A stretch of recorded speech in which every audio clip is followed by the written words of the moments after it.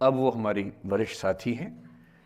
करीब 30 साल से हम लोग परिचित हैं। मतलब मैं तो परिचित हूँ, वो तो ध्यान नहीं रखती होंगी, लेकिन मैं तो शुरू से ही ध्यान रखता हूँ। दूसरा शुक्रिया इस उड़ान सोसाइटी का। मैं जब पिछली बार आया था, समय की थोड़ी सी कमी रहती है, तो जब मुझे पता लगा कि हंसराज कॉलेज से 2 सोसाइटीज़ एक साथ अप्रोच कर रही है, तो मैंने दोनों बच्चों को एक साथ बुलाया एक बार अपने पास। पलक भी थी उसमें, और मैंने दोनों से निवेदन किया कि भाई एक ही बार कर लो, एक ही प्रोग्राम के पीछे दोनों बैनर लगा देना, मैं एक बार आके दोनों काम कर लूँगा। पर इन दोनों में वहाँ पर ठीक ठाक जोर आजमाइश हुई, और अंत में तय हुआ कि 2 ही बार आना होगा। तो पिछली बार तो मैं करीब 6 महीने पहले आया था। निष्ठा सोसाइटी का गवर्नेंस पे एक सेमिनार था शायद। इनको हम सोच रहे थे कि टाल मटोल करके मैनेज कर लेंगे।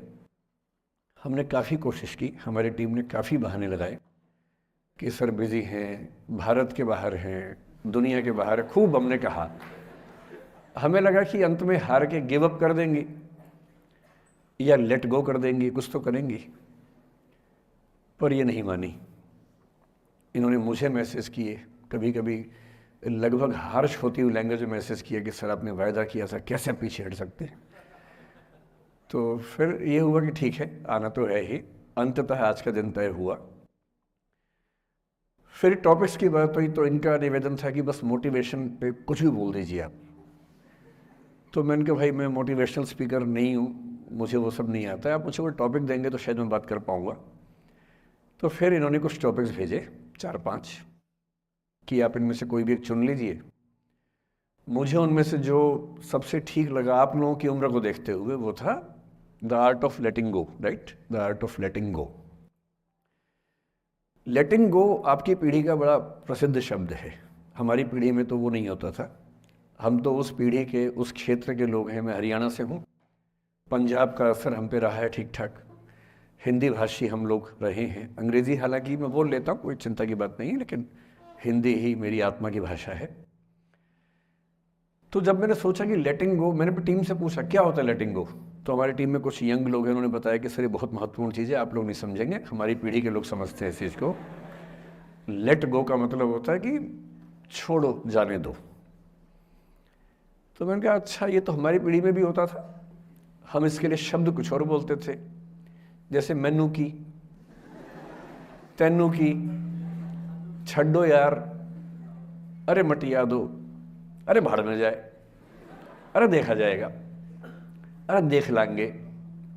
तो हिंदी हो, पंजाबी हो, हरियाणवी हो, बिहार में अरे मटिया दो, तो वहाँ मटिया दो बोल देते हैं। इसलिए अंग्रेजी भाषा में एक मुहावरा आ जाने से ऐसा थोड़ा है कि भारत के लोग उसके बिना काम चला रहे थे। यहाँ भी काम चल ही रहा था लंबे समय से।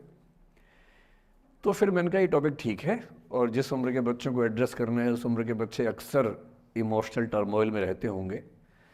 यही उम्र है जब दिल लगता है, टूटता है, और करियर बनेगा नहीं बनेगा, फेलियर्स मिलते हैं। तो जिस उम्र में इमोशन सबसे ज़्यादा उठापटक करते हैं, उछल कूद मचाते हैं, एंग्जाइटी, डिप्रेशन, ये सब होता है, उस उम्र के बच्चों से बात करने के लिए सबसे मौजूद टॉपिक मुझे यही लगा, सबसे अच्छा टॉपिक यही लगा कि हम इसी पर बात करते हैं। मैं पहले डिस्क्लेमर्स लगा दूं, मैं मनोविज्ञान का अध्यापक नहीं हूं। मैंने साइकोलॉजिस्ट में ना एमए किया है, ना एमफिल, ना पीएचडी किया है, ना मैं मोटिवेशनल चीज़ें करने का कोई सर्टिफाइड अध्यापक हूं। मैं तो अपने जीवन के अनुभवों से, साहित्य से, दर्शन से, कानून से, पढ़ते पढ़ते जो मैंने सीखा, और बाकी उस सबसे ज़्यादा सीखा 50 साल के जीवन में, जिसमें से 25 साल का जीवन अध्यापन में और अपना उद्यम करने में खर्च हुआ। अनुभवों से बड़ा कोई गुरु नहीं होता, तो मैं अनुभवों से सीख के बातें करना पसंद करता हूँ। हालांकि हंसराज कॉलेज का खौफ इतना ज़्यादा होता है कि जब मुझे पता लगा कि मेरा टाइम फिक्स हो गया आने का, मैंने अपनी टीम से कहा कि यार लेटिंग गो भी कोई किताब है तो देखो देखो, मैं देख तो लूँ क्या होता है। तो 2 किताबें उन्होंने भेजी, बड़े भारी भरकम अंग्रेजी ऑथर्स की थी। तो मैंने 4-5 दिन पहले पढ़ना शुरू किया। 5-10 मिनट पढ़ के मुझे लगा कि उससे बात बनेगी नहीं, वो अलग ही टाइप की बातें थी, बड़ी थ्योरेटिकल सी बातें। तो मैंने कहा क्या थियरी में क्या रखा है, हम बच्चों से बच्चों की ज़ुबान में बात करेंगे, उसका मज़ा ज़्यादा